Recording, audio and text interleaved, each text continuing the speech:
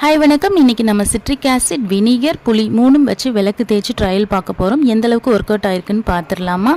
இப்போ இதெல்லாம் நம்ம தேய்ச்சி எடுக்க போகிறோம். இதுக்கு நான் 2 மூடி வினிகர் எடுத்து ஒரு பவுலில் ஊற்றி 1 டம்ளர் தண்ணி ஆட் பண்ணிவிட்டு, அதே மாதிரி இன்னொரு பவுலில் 2 மூடி சிட்ரிக் ஆசிட் 1 டம்ளர் தண்ணி ஆட் பண்ணிக்கிறேன்.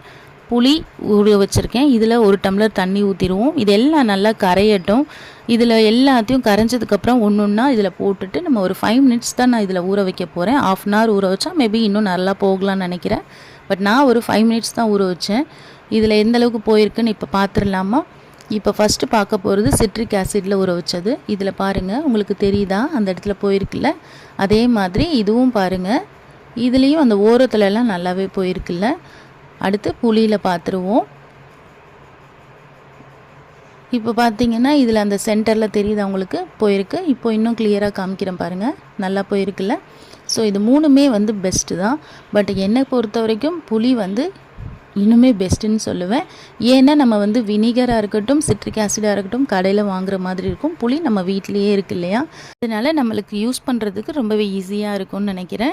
புளி போட்டு விம் போட்டு தேய்ச்சிருக்கேன். இந்த ரிசல்ட்டும் சூப்பராக இருக்குல்ல. ஸோ நான் என்னை பொறுத்த வரைக்கும் புளி ஓகேன்னு நினைக்கிறேன். உங்களுக்கு எது பிடிச்சிருக்குன்றதை கமெண்ட்டில் சொல்லுங்கள்.